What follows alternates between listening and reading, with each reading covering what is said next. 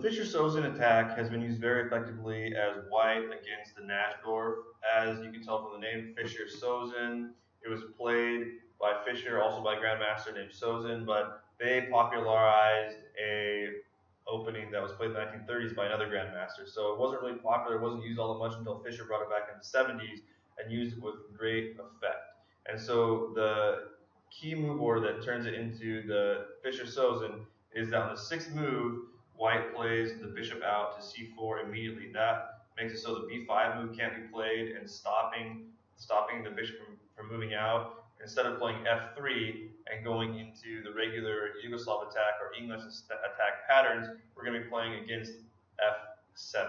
Okay, so we'll just go through the move order really quickly again, just so you guys can see it, get really familiar with all the moves. Sicilian, takes.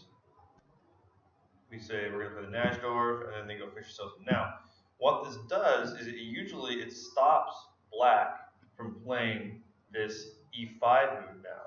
Because if black plays e5, the knight can simply go back to f3, and now this bishop is aimed at f7. It's dangerous, and this bishop can't so easily come out. It would get traded and have a really ugly pawn doubling right here, and if b5, we just leave it back, it becomes a really important piece as part of an attack later on, and this d5 Najdorf setup has been weakened, basically. It just doesn't work as well anymore. So what tends to happen in order to refute this powerful bishop and not have any weaknesses in the position for black, instead of playing d or e5 here, he'll simply play e6 and transpose into a Scheveningen type of position, which we're going to learn a lot more about later in the course. And the Scheveningen is a really solid setup that has become less popular due to a couple of certain attacking lines by white that, if your opponent knows really well, can be very dangerous. And of course, at the grandmaster level, they all know all the themes and popular attacking lines against each defense. So what they're doing at the grandmaster level, since they're all so good at calculating and they're also well read, is they're doing a lot of strategic decisions about which opening lines to play against which opponents, how to employ them. There's a lot of psychology going on there. Like when Bobby Fischer famously opened a game with the English opening, which he had never played before in his whole career as a chess player in serious competition, but of course which he knew very well because he was a great grandmaster and had studied all different types of chess positions, and so he used that against Grandmaster Spassky in the World Championship match, and it surprised Spassky because Fischer always opened with e4. Fischer once famously said e4 is best by test, it's the best opening. He didn't believe in playing a lot of d4 openings back in the day, and so Spassky wasn't as prepared to play against Fischer in an English opening where the first move is white plays pawn c4, and Fischer played a really amazing game and defeated Spassky in decisive fashion, and Spassky even stood up and clapped because it was such an impressive display of positional chess. But the psychological impact of Fischer playing an opening that Spassky wasn't ready for, not that he didn't know it, Spassky had played that type of a position probably thousands of times against other grandmasters, but he wasn't prepared to play that position against Fischer. And so it surprised him, and who knows how much of a psychological impact it had, but it's one of the famous games from that World Championship match. Okay, so we basically, as black, if they play the Fischer-Sozin, instead of playing the e5 move, we transpose into a Scheveningen. Now in the Scheveningen, you may or may not play a6. So basically what we have is a Scheveningen where a6 has been played. So this happens a lot when you're playing the Najdorf. And again, that's one of the reasons the Najdorf is popular. It's very flexible. I mean, you can even transpose into a dragon for the Najdorf. There's no really point in playing a6 first if you plan to play the dragon. But depending on what your opponent does, if you decide that you want to, you can. Or maybe you want to play a6 first, so your opponent starts to set up like they're going to play against the Najdorf, and then we play the dragon instead. So there's lots of things you can do out of the Najdorf basic position. So in this case, once we play e6, now if white wants to go into their regular English attack setup, we simply set up in a very solid way here. We can knock this bishop back to b7, and we can either put our bishop on d7 and continue to defend this, or we can fianchetto it on b7. But it's usually a good idea to simply defend this pawn right here, and you're going to have a very defensive setup.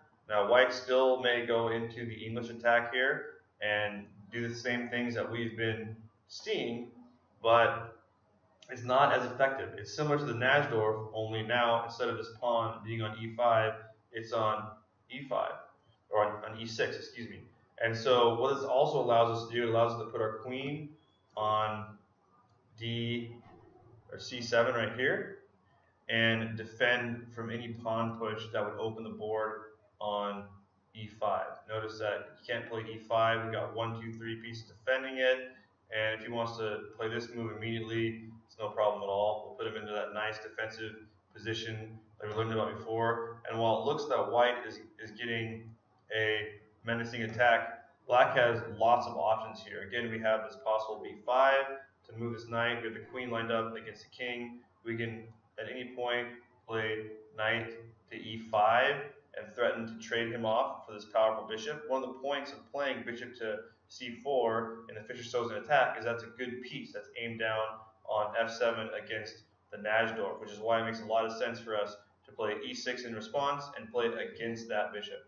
We're nullifying something that's supposed to be a major strength for white in the position. Now, while this white knight is defending f3, it can't move. It has to continue to defend him, okay? And if he wants to push this pawn down, it's fine. We'll go ahead and basically force this bishop to be traded. If he doesn't want to trade the white bishop and he just moves his queen, we can't move there because then we just take the bishop. He moves the queen over to here. Now we can trade off this other bishop, which is the major attacking piece in most English and Yugoslav attack openings, because it forms a battery with the queen and can easily come down and attack. So either way, we would be getting a strategic win for black by trading off that knight for one of the bishops. Now we have achieved the famous advantage of having the bishop pair, right? It's usually better to have two bishops than for your opponent to have one bishop and two knights, because the bishops can control both colored squares, and you can do a lot of good with that. So basically, while black isn't necessarily winning in this position, and white still may have an attack, it's much more difficult for white to attack, and for black, we are getting equalization with our own counter-attacking chances. Now, let's say we want to knock this knight back. If he moves over here to h3, we can trade it off, or we can just leave him there. It's fine. Doesn't really matter. We have the option of trading him.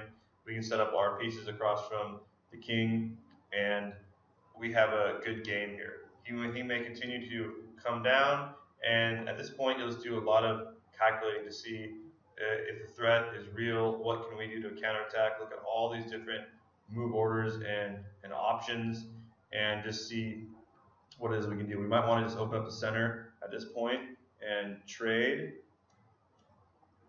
just depending on our calculations and what can happen.